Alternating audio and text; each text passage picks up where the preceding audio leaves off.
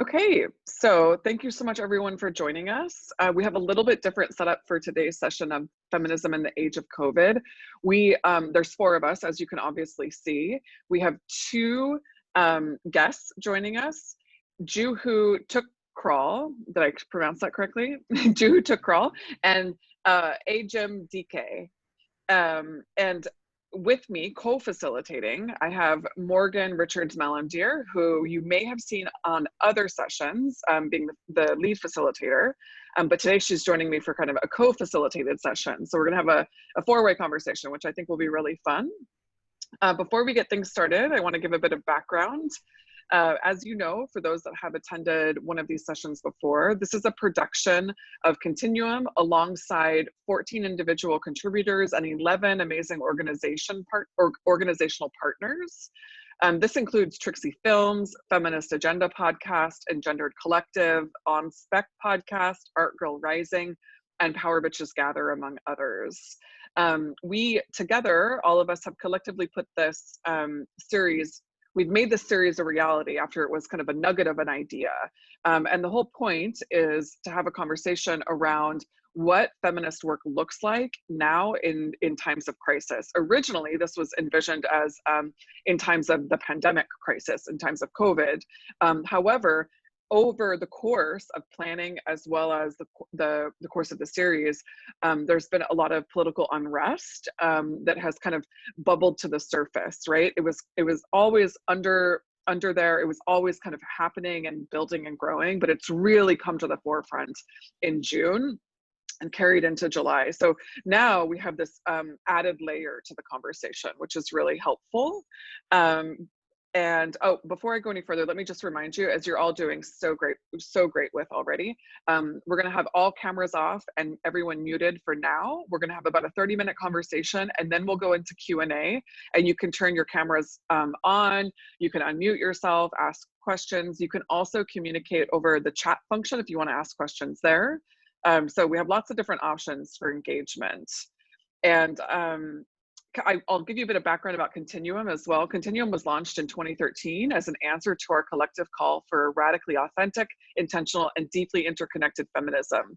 We produce the Radicals and Revolutionaries Lab podcast, which you can find on your favorite podcast app.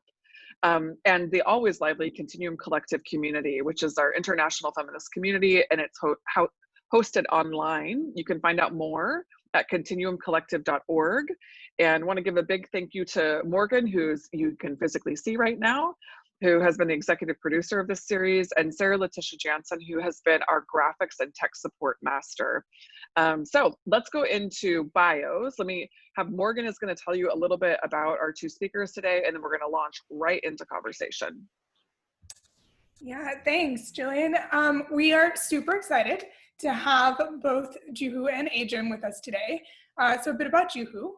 She drives social impact via a focus on gender and women's leadership, purpose-driven partnerships, brand strategy for social justice values, and organizational design. She's a human rights lawyer and founder of numerous ventures focused on the rights of women, girls, and LGBTQ people. Juhu is co-founder and principal of Apsara Projects, which bridges across sectors to ensure transformational change. Very excited to have you, Juhu. Ejim is a human rights advocate with over 200 years of, 20 years of experience in the field. She has extensive experience in building United Nations literacy for grassroots activists and has worked with groups in the United States and globally. Ms. Dike currently consults with nonprofit organizations, including philanthropy, to advance gender justice, racial justice, and LGBTQI rights. She serves as the Chief Executive Officer of a national human rights organization with over 300 organizational members for several years, and is senior management positions for over 10 years. She featured at the Center for Civil and Human Rights in Atlanta, Georgia, and she teaches human rights, gender justice, and racial justice at Hunter College. So welcome, both of you. Can't wait to start this conversation. Thanks. Fantastic. Thank you. So let's dive right in. Our kind of umbrella topic for today is the enduring nature of women's leadership. and the way that that shows up in different forms and in different kind of levels of visibility over time. So wanted to start the conversation with thinking about the ways in which women have shown up as critical leaders, both in responding to the challenges of COVID-19 as well as to police violence. One example comes to mind, the history of women founding the Black Lives Matter movement, and how that has been a fairly repeated situation in movements over time, though the stories that we hear are different than that. So I'm wondering if you could give us your thoughts, Juhu and Ejim, on this. Yeah, I mean, I can start it off. I mean, I've been thinking about this a lot, and obviously, the leadership of women it's something that, to me, I'm really passionate about because, in all of my work on, gender-based violence and on the rights of women, we always see that regardless of what circumstances women are in, we are constantly engaging as agents of change and as major contributors to both, to civic participation and to economic life. And we're seeing that so much right now that even as there is, an increased sense of like isolation and, potential and actual domestic violence, women are emerging as leaders as, whether they are in the healthcare system or as essential workers, and again, as leaders in, this movement against police state killings, and that was sparked by the killing of George Floyd. But, one of the things that really kind of really sparked this for me was one of my mentors, Janet Dewart-Bell, who is, just a longtime activist and advocate. She's a Black woman who wrote a book called Lighting the Fires of Freedom, which focuses on all of these women who were leaders in the 60s in the civil rights movement, all these Black women who, of course, have not been elevated by history in the same way as their male counterparts were. And really sort of embodied that idea of like the servant leader. But she wrote that book, and it's something I've been, just sort of recommending to anybody who's looking for inspiration, really since the 2016 election.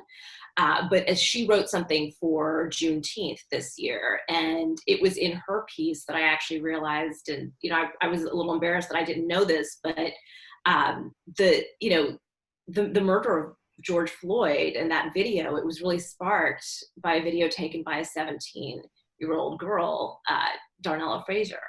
And I didn't realize that either. Yeah, I mean, I didn't know that until I had seen that. And of course, I was reading up on her, and I just think that those moments, both of leadership in the face of such trauma, of because I've been thinking a lot about the people who are witnessing that and all of that, but to be able to move past that and at such a young age. And, and of course, since then she's been the target, I think, of, of both support and hate from, from people across the spectrum. So that was very powerful to me, both, again, the leadership of it, that she engaged in, and the fact that that critical role that she played wasn't automatically elevated. And we see that so much, right, with Black, brown, Indigenous women, that, that the storylines that take shape around work, around the actual work, around the impact, and around the leadership, if you don't double down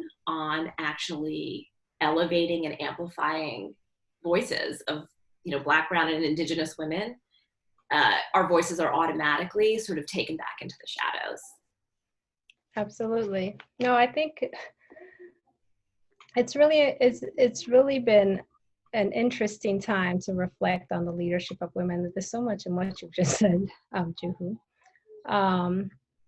But one thing I would say, let me start with the uprisings that we've seen recently. And a young friend of mine was complaining recently that the uprisings seem to be dying down. And I reminded her that actually this is the way these things happen. Pushing back against systemic racism and injustice, the organic uprisings that come up are sparked by one thing.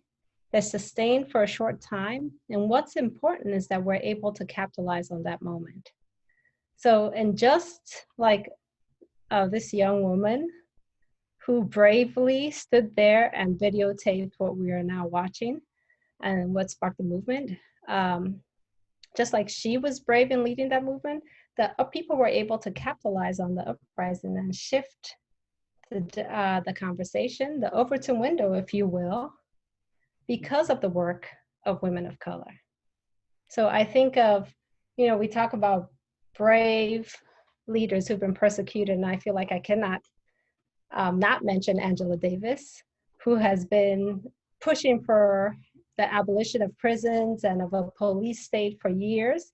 And fast forward over 50 years later, now we're talking about, or not, around 50 years later, we're now talking about defunding police, or we're now thinking about systemic changes. We've moved beyond holding individual police accountable. And that is based on the work of women like Angela Davis, like Mariam Kaba, who's been doing this work for many years, like more recently, BYP 100, again, an organization that's led by young Black queer feminists. So women, our leadership in crisis is elevated, but we continually play the role of thought leadership. And really, because women tend to be really close to most of the problems that we have in society, we've come up with solutions. We're just not heard as often. Right. Yeah. But I'd say one of the other things I've been thinking about with these recent crises, both COVID and the uprising, and I mean, we have climate change and hovering around us, it's also highlighted the outside role that women play in caregiving and management. And when I say management, I don't mean management in corporations necessarily. In fact, I don't mean that. I mean management in life in general, in our households, in our societies, in our schools, Right. in all aspects of life that are often not celebrated or are taken for granted. So I just, it's been interesting that we talk about essential workers in a non-gendered way, for example. Yet the majority of essential workers, be they healthcare workers, restaurant workers, fast food workers, are women who, unlike myself, did not have the privilege of being able to work from home, who had to think about what to do with their children while they were at work and had to be at work to feed their families. If you hear feet pitter-pattering as I talk, it's because, like many women, I am also juggling household responsibilities, caregiving for children. A lot of women are caregiving for parents, for other people, for pets in their family. And so, but this is an outsized role that women play, and yet we're often the first to lose our jobs in the pandemic. We're largely left out of any stimulus packages that are supposed to respond to crises. So in any case, it's got me thinking about all the responsibility that we are called to take, and that we do take. And then that also shows up in our leadership. I can't help but I'm right now in the state of Michigan, and really grateful that the governor of Michigan, Gretchen Whitmer, took key steps to protect the people of Michigan at an early stage, courageous steps for which she was threatened with violence. Right. But yes, I mean, I can go on. Globally, we see examples, Jacinta Ardern, we see it in Germany and Singapore, and locally we see these examples too. But yet, when I think of people who are celebrated, you hear the Governor Cuomo's of the world, which is, quite frankly, comparatively speaking, yes, he should be commended for all the great work he did, but you don't hear as much the women in leadership who also took courageous steps and who were targeted for being courageous. I think a lot about the unpaid domestic labor that women are, I mean, obligated is a strong word, because I think there is a genuine care that we have for others around us that we nurture and that are in our community. But at the same time, that domestic labor almost always falls vastly disproportionately on women. And that is labor for which women are never paid as of yet. And then also it's a position that you can't get unemployed from. You also can't get unemployment benefits from. And during times of crisis, the burden of that labor doesn't decrease, it actually increases. So Absolutely. there's a lot of stretching on women. And yet at the same time, it seems there are many women who continue to be leaders. And I think I really like what you said, Juhu, about doubling down on our effort to put forward, to further visibilize, if that's even a word, women who are in the background, who are most often women of color. Morgan, I think I cut you off. I'm sorry. No, you're fine. I was just thinking about the sort of my experience with friends who are organizers, who are also women of color, is that their work can sometimes become gendered also. Like they're the moms of their like organizing group, and they make sure everyone's got water bottles and snacks, and then it becomes devalued, but that's leadership. You know, they're also the thought leaders of the actions. They're designing these interventions, these disruptions. But what everyone sees is, oh, she brings me my water bottle when I show up. And I'm just curious, you guys' take on like how we sort of watch out for the genderizing of leadership in this way. Yeah, no, I mean, I will say that I have, you know, like as very senior leadership in an organization, have often been the person then who's also walking around filling up the water for people and making sure they have food, you know, while male leadership is sort of sitting down chatting or speaking and not kind of, it's just not even on their radar. And I've often actually really grappled with that. Like, do I lean into that very like Indian immigrant cultural thing in me, in which you take care of people who are in the room, and especially, you know, with like the basics of food and water, versus saying, I'm not going to do that because I too am a leader and I'm actually here as somebody who is engaging in thought leadership and has this voice. And I will say that, you know, I'm too much of a good immigrant Indian girl. I always wind up making sure people get fed and you know, hydrated. But yeah, I mean, I think part of what, you know, what we're speaking about here is also, you know, I mean, I think we've really named, obviously, the COVID pandemic, and we've really named the role of the movements that have been just, you know, I would say re-sparked, right, around police state killings. But, you know, what I think that we're also talking about and need to just name really explicitly is just the way that the pandemic just sort of cracked open the sense, not the sense, but the reality of like economic and health inequality that we have in this country and globally, and the way that women have had to then step into kind of DIY, just fixing and doing. And you know, one thing that I think that we have to really focus on is ensuring that there's also a systemic response coming out of this. And, you know, I mean, I know that for me, I'm really looking to see what happens this fall, obviously, in terms of, you know, what the election, not just at the national level, but state and local, and whether we'll really be able to push some of these economic and structural reforms that we need to make sure happen. And I know that women will be at the forefront of that. I mean, so I want to go back to something you said earlier about being the one in leadership who's making sure that people in the meeting have water. And it made me wonder, so if it were a male CEO, a man who was in leadership, walking around giving people water, how would people respond to that? And I suspect the response would be largely quite positive. Mm-hmm. But so I think one of the things we need to do a better job of as feminists is to lift up, is to value explicitly the roles that women have tended to play, the caregiving roles, whether, yes, I don't know if we're obligated as much as we're compelled to many times. If we don't do it, nobody else does it. So, but there is also that nurturing part that we are,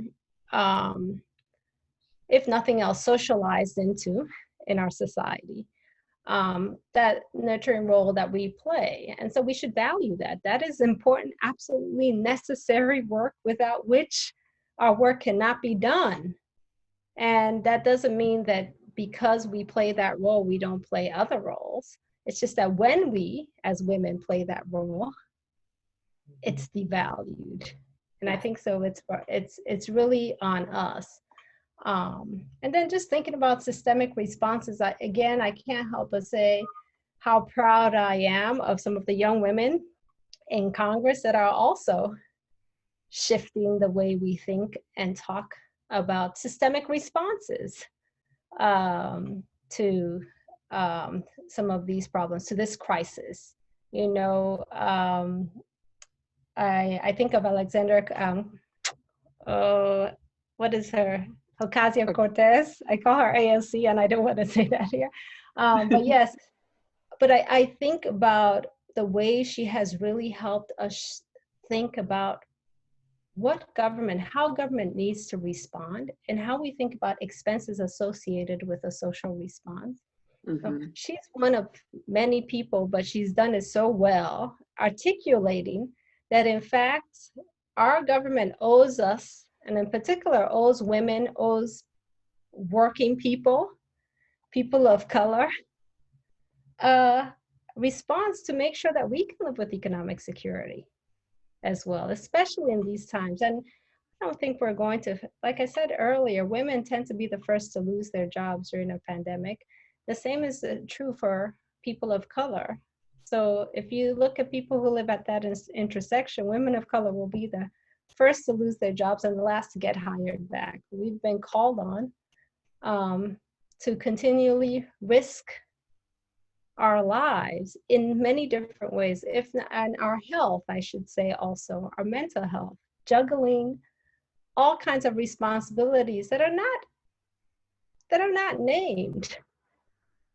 So I think one of the roles we have as feminists is to not shy away from the caregiving and nurturing care that women tend to give, but to elevate it, and to elevate it without apology. Yeah. I love that. Juhu, sorry, go ahead. No, I was just saying, I love that, you know, and I don't want to, I want to make sure you get to say what you were going to say, Jillian, but I also just want to note that part of, you know, what came to me, Ejim, while you were talking is something that I think about a lot when I think about leadership, which is just the role of resilience and that the role of trauma and recognizing and dealing with trauma as well.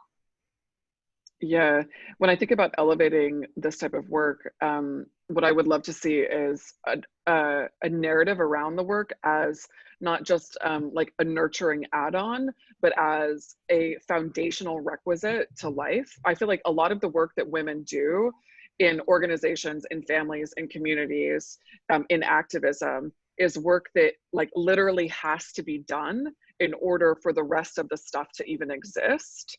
And the rest of the stuff, including literal human life. So it's like, if you don't have these foundational nurturing, caregiving tasks taken care of, then everything else won't exist. And so this is really central to the work. And I completely agree. It should not only be normalized and kind of ungendered, but it should also be elevated as like the kind of the starting place that the work then builds and grows out of. Yeah. You know, one thing that I've done so much work over the years on, you know, what we call, I think in our social justice circles, narrative strategy, but, you know, that combination of thinking about strategic communications, of cognitive science and how the mind takes in information and just all these cultural archetypes. And, you know, for me, when I think about what are these fundamental cultural mindsets that we're constantly needing to tap into, when we advocate around gender and sexuality issues. I mean, there's this fundamental, I mean, every culture around the world, you know, regardless what region, has these fundamental mindsets about the role of women. And, one of course is the sort of, the earth mother, the one who provides life, is, sort of a figure of fertility and is really the nurturing basis for all. And, this is fundamental everywhere. And then the other, of course, is the other powerful woman, right? That aspect of womanhood that is this sort of all-encompassing, powerful sexuality, right? And it's often framed as something to be feared. And, almost every narrative, every storyline, every piece of discourse, and every social norm that we dig into around women, the role of women, the role of gender and sexuality, taps into those. And it's this constant sort of like thread of which one are you going to elevate and, prime into top of mind and consciousness. Yes, I completely agree. I rather snarkily, if you will, like to refer to this as a deep lack of respect for the pussy. And I think it is like, it's really endemic there within a patriarchal structure and world. There is this deep down hatred of women.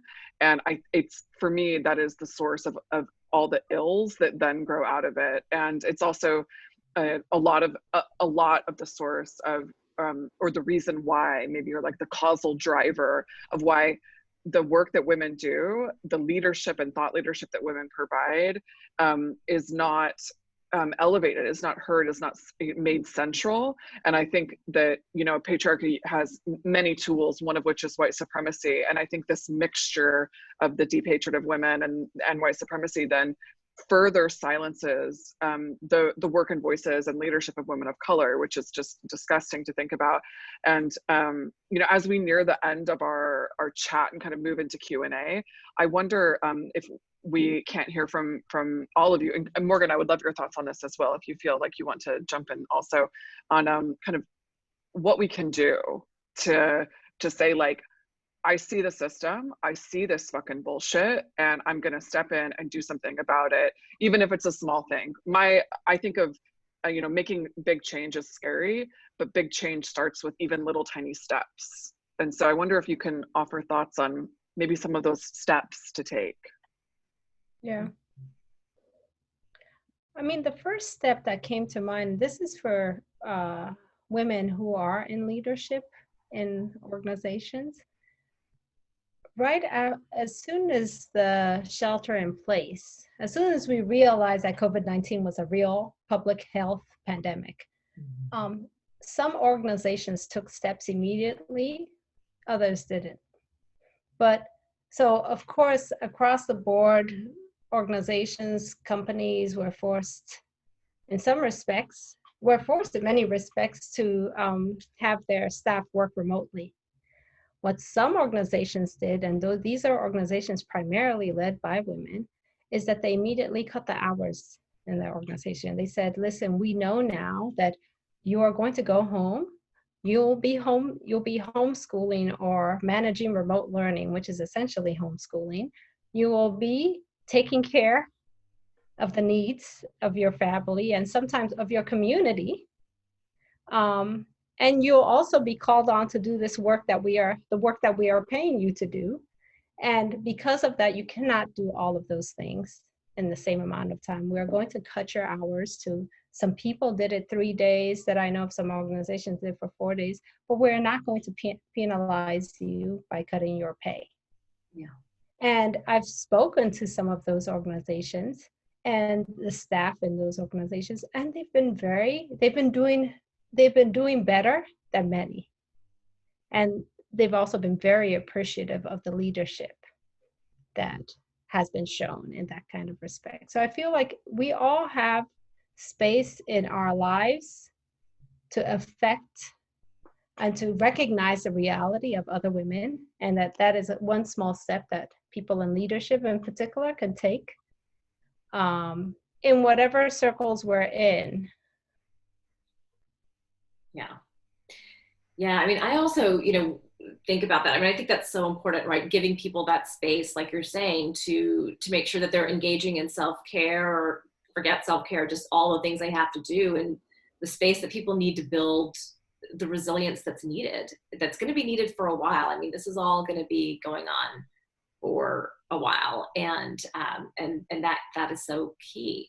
But also, you know, I think that from an organizational level, other things that I've seen that people have responded to is, for example, you know, giving people the time to join protests and to engage in the advocacy that's needed, and having people understand that that's actually part of the work. And, you know, to me, ultimately, this is also, and to me, what's exciting, I always say this is a moment of like turmoil and opportunity, right? I mean, it's both.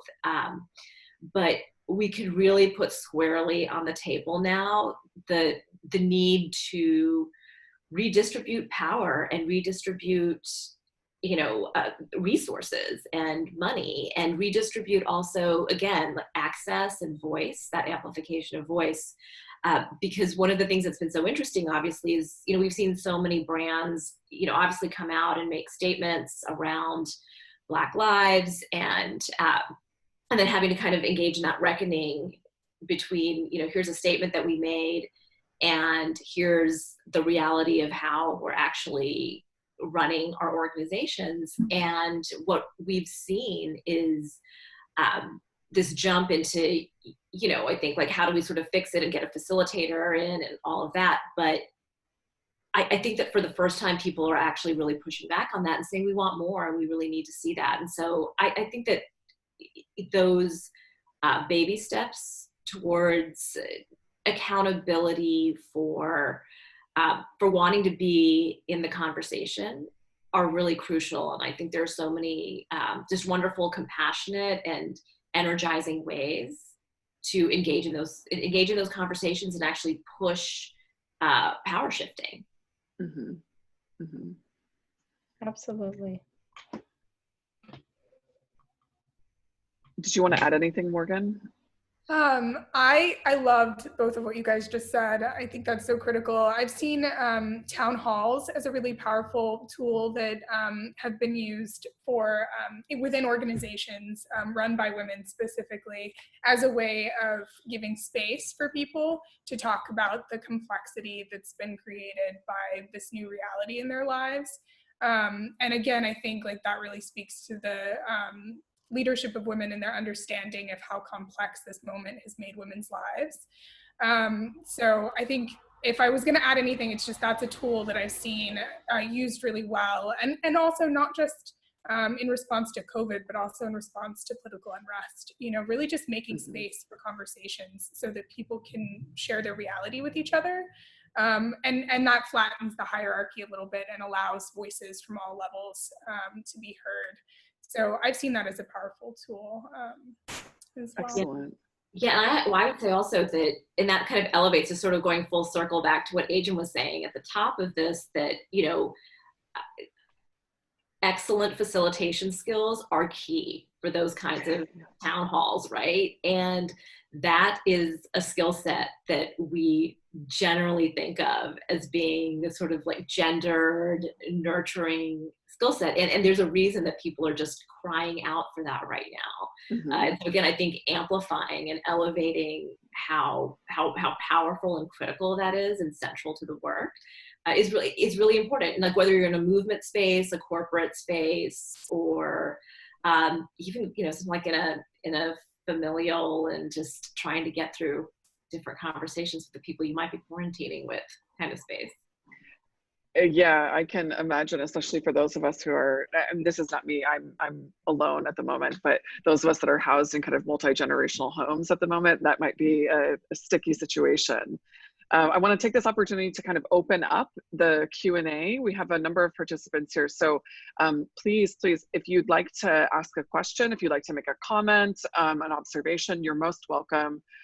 Just, you can use the raise hand button and give your little hand raise. You can also type it into the chats. And you can also speak. When we see you, we'll say your name, and you can unmute yourself or turn on your video if you'd like. Everyone is most welcome to participate. While you let that kind of percolate, and while you're thinking about questions or comments you might want to add, I can pull on a question that we received from our online community. Before this event, we promoted the event, and we also solicited questions. So we have a few that have come in from online. I'm going to start with this one because I think it is, it leads on to this kind of what can one do type of situation. So the person writes, social impact can be really difficult to perceive on a day-to-day basis, but feeling like change is possible is critical for momentum in activism. Do you have any advice on how to stay connected to a sense of your personal impact in this larger sea of what's going on? Yeah, I mean, I have thoughts on that. If you want to, we could start there. I mean, I think that's so important. And, one of the things that I think is really important is, it's setting that long-term affirmative vision and agenda around that, so that you have a sense of here's where we're going, and ideally here's where we're all going together, even if we don't necessarily agree on all of the details, right? But when you set that affirmative vision and you have that as your place that you're all going to together, you can then start mapping out strategically. I mean, you're going to have, forward movement is always, 3 steps forward, 2 steps back. We're going to have losses and failures along the way, and just knowing how to map that out. I mean, I think that's definitely at that movement level. And then at that personal level, though, I know that's something I always adopt for myself, is that I know that, I've got this goal, and sometimes I'm going to be really launching towards it, and sometimes I'm just going to be tripping towards it. And there are times where, when you go back, you just sort of, I think expecting that to be part of the strategy and the approach, and then naming your wins and naming the things you've learned when things don't go well is something that I've always found to be helpful and effective. Mm-hmm. Yeah. I've thought about this a lot, because it is true that it's really difficult to see the progress you're making, except in hindsight. But one of the things that I've noticed, and especially in movement spaces, is that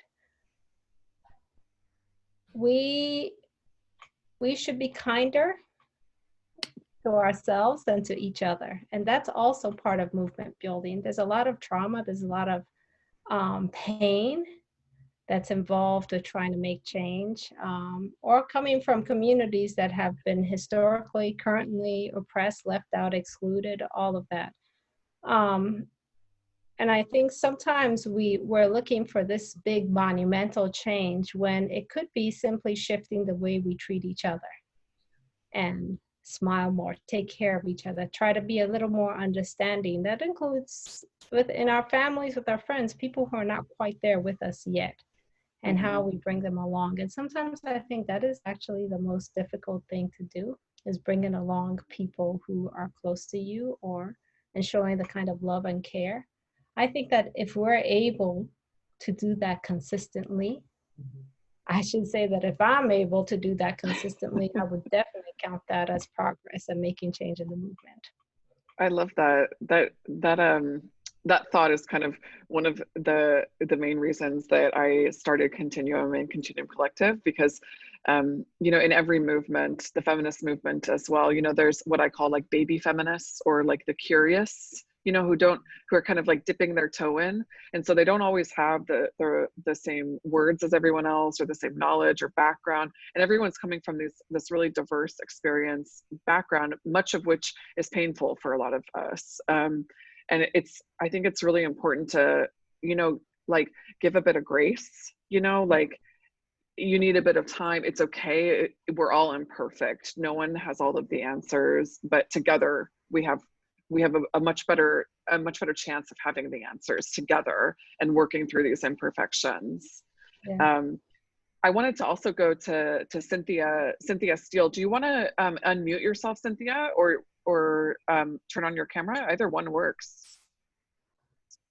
Yes, I've just unmuted myself, and I see Okay. my name appear in a few places. I'm not that much of an escapist. I don't know what's happening with the with the Zoom. But thank you. First of all, I really appreciate this conversation.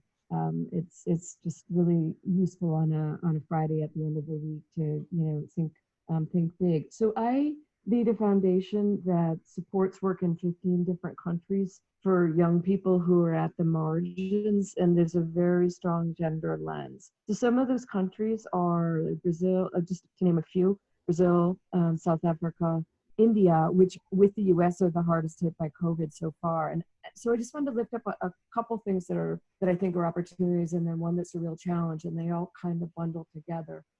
One is that I do feel like when there's huge disruption, there really is an opportunity for change. We're seeing this here, and we're seeing this in other places also. So there's the opportunity to leapfrog. So for example, in the US, I do feel like this is a moment when maybe we can finally get paid childcare leave. Like there's because there's more awareness with people, trying to manage this at home, including males. I feel like, okay, maybe finally this could happen.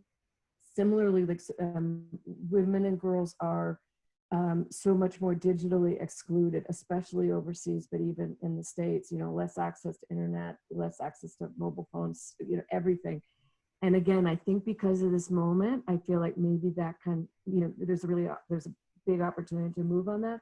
So one of the things I'm thinking about is just how can we take this moment of awareness and kind of zeitgeist and to leapfrog and to really, capitalize on it.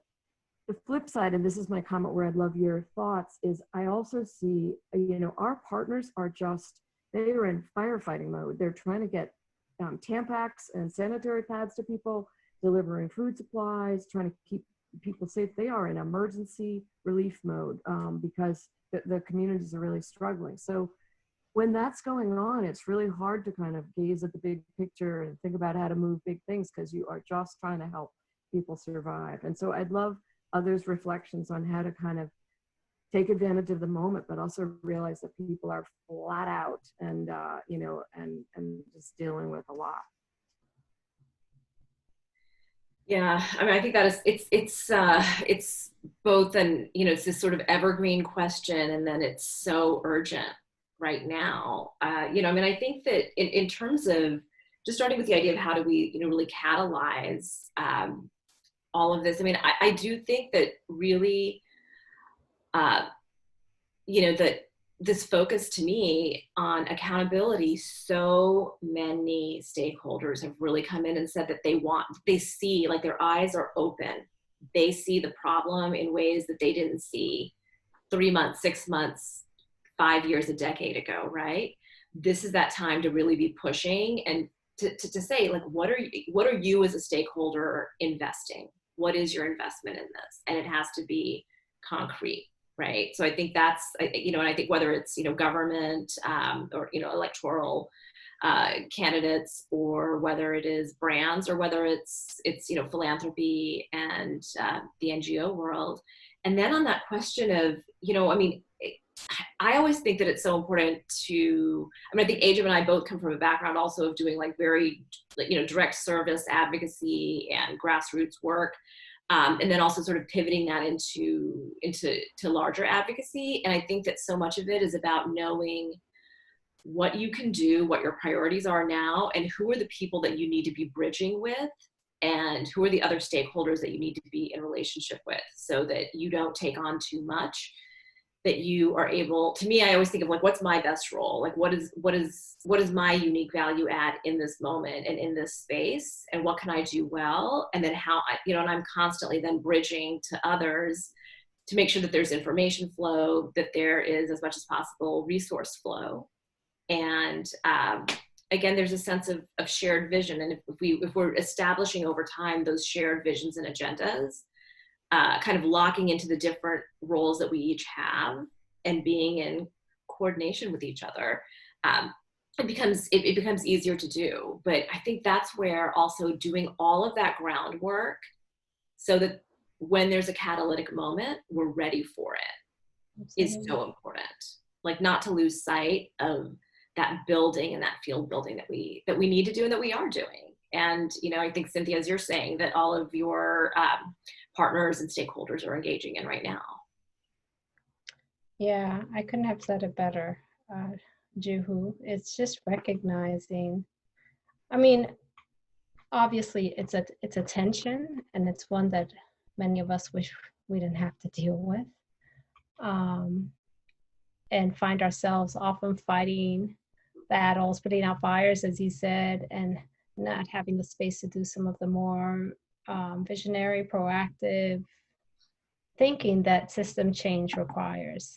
But I think leaning on each other and really recognizing that we all have different roles to play, and centering the roles of those of us that are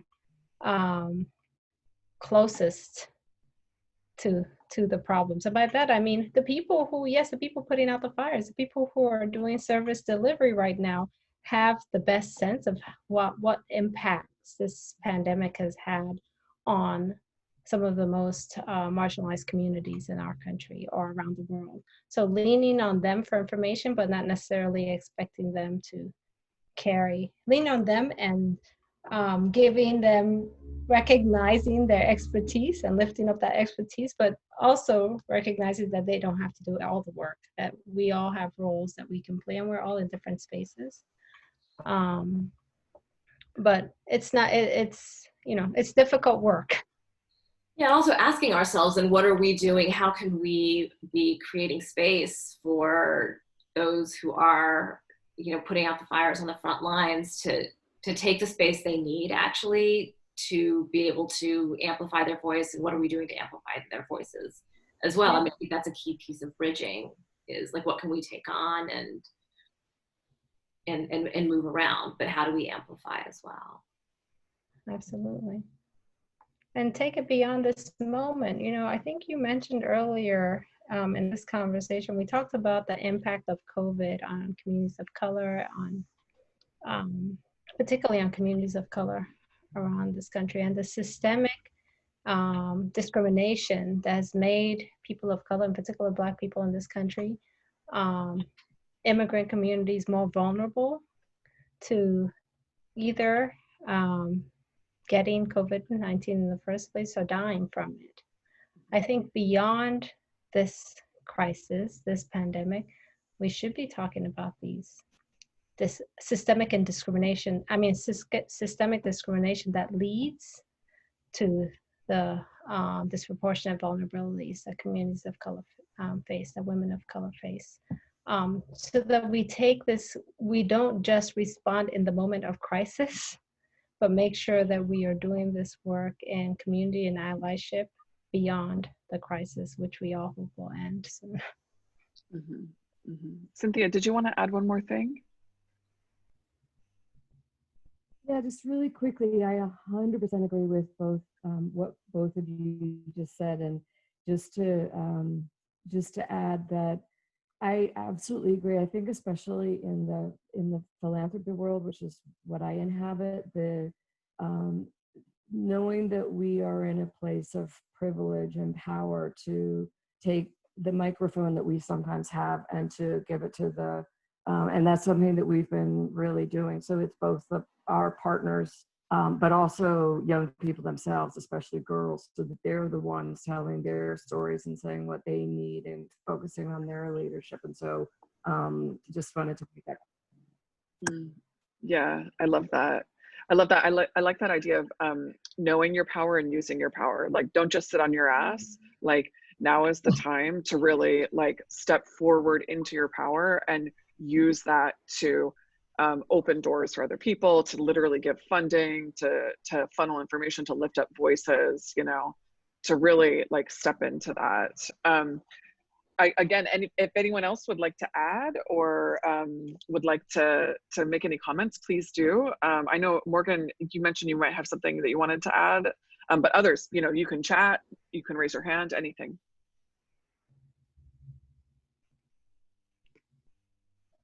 While we're letting people think, we do have another question that came in online. So this one draws on your experiences in the human rights sector. It asks, crises can often lead to compromised human rights, as we've seen with response to Black Lives Matter protests. Do you see other elements of this pandemic contributing to human rights violations? And are there possible future threats resulting from COVID-19 that we should be wary of? Good question. Yeah. So you said that, sorry, could you repeat the last part of that question? Are there what? Are there possible future threats resulting from COVID-19 that we should be wary of? Ah, well, you know, the first thing that comes to mind has a lot to do with surveillance and increased surveillance and how much, you know, there have been a lot of concerns around testing and who owns the data after you're tested and what that does in terms of who has your health information, but also it will impact how you access health care in the future or are able to get health insurance. So I think this issues around privacy and control over our own information is something that I think we should be wary of, because this pandemic and our desire to address it is potentially going to open the door, or has already opened the door, to more extensive sharing of data and funneling of that data into the hands of people who cannot be held accountable, like private corporations, and in some cases our government as well. So I think that's one of the immediate things that comes to mind.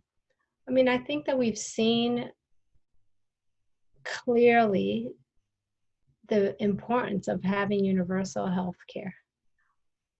This, if nothing else, made that case, this pandemic should have, not just in the United States, but globally, because it is in fact one of the main reasons why we are having such a severe problem in the United States, is that in spite of all the resources we have in this country, in spite of being the wealthiest country, we've failed to invest in the human right to health and the right to health care.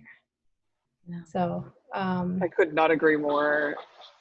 As someone who will in August go from one health insurance and then onto the market again, I can just say it's ridiculous. Like our healthcare system in the US is completely fucked up. It makes me totally enraged. It's terrible. It's terrible. And yes, I am on the market and just got a note from my health insurance company that covers nothing, that they've requested an increase to our premiums again, as they do every year during a pandemic. So, but this is I don't think it's necessarily unforeseen or not talked about. I think people are talking about it more. I hope we continue to talk about it, because this is one of the most important human rights that we're failing to fulfill in the United States right now. Yeah, I think what you said about the health data also really resonated with me. This recent decision to redirect official information about infections away from the CDC and towards, frankly, a server that's owned by a private company that didn't even put in an official bid to get the rights to be paid to house this data. It's just chilling. It's chilling. It's chilling. It's enraging.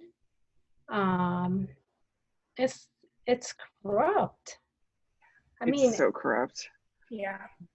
At this point, I mean, I was having a conversation last night with someone that we will see the numbers start to drop. Right. Yeah. Mysteriously. Mysteriously. So this is I mean, it goes against everything I think this country many people in this country think the country stands for. But freedom, having the freedom to access your information, or information about something that's impacting us all is so fundamental. And I'm just, yes, I think we should all be very, very worried and afraid about this recent decision. And the CDC page has gone blank. They are no longer copying, they're redirecting people to HHS. So frustrating. Juhu, you look like you wanted to say something. Yeah, no, I don't want to go off topic, but to me, I think the other thing that I think about in terms of just human rights concerns is just it's migration and borders and the potential there as well. I just wanted to flag that. Can you tell us more? Like, you mean the potential for transmission of COVID, or the need to break down borders and process asylum claims faster? Yeah, I mean, I think really the second, the potential for using protection around COVID as another excuse to discriminate, to close borders, and to, and to really engage in discrimination on the basis of ethnicity, country of origin, that kind of thing. Absolutely. And detaining immigrants, exposing them further to the risk of infection, failure to treat migrants. It's just, I think, yes, that is another key human rights abuse that I'm hoping that this pandemic sheds light on and forces us to start to think and do more about, the whole question of borders. And and I think somebody in the chat, Claudia, is making the point about people having no ability to leave dangerous situations in their home country. So I think that's something that we all, again, I think thinking of this as a new and different normal is something that we need to be advocating around different solutions. Right. I completely agree. So we're basically just about out of time. Claudia, did you want to unmute yourself and say anything? You're welcome to before we close it up. Just to say thank you. I really enjoy these conversations. I'm usually pretty quiet, but it's great. Thank you so much. Very inspiring to hear from all these wonderful women. Fantastic. Thank you so much. I'm glad that you've been joining us. So we have about 1 minute left, so I'm going to close it up.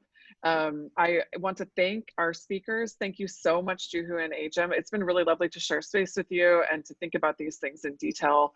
And can you, before we close, can you share where people can find you, engage with your work, support your work, anything that you'd like to add in? Yeah, I'm on Twitter at Juhu Thukral, and I have, a website, which is my name. It's easy when you have an unusual name. So those are the easiest places. LinkedIn, which I'm always on as well. Excellent. Yes, and I'm on LinkedIn. I would say Twitter too, except I'm very inactive on it, but it's at Ejim Dike. And I'm committing to doing better around putting a more public footprint on social media. Yay! Excellent. Well, you can start by sharing this video. The video that we've just recorded here will go up on our website, where there's also registration for the final 2 sessions. So next week is our last week. I can't even believe it.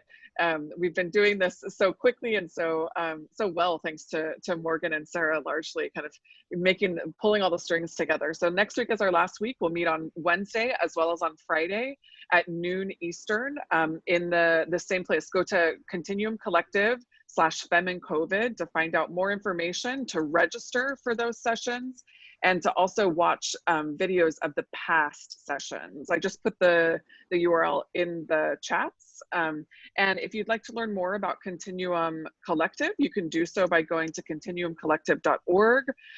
You're most welcome to join our community. We only have one rule: no assholes. Please self-identify. So we're quite open and quite welcoming. And I want to thank everyone for coming. Great questions, and I hope to see you next week. Thank you so much, everyone. Thanks for having us. Thanks for all your work on coordinating all of this, especially Morgan, Sarah, and Jillian. Yeah, no problem. Thank you. All right, have a good day. Take care. Bye.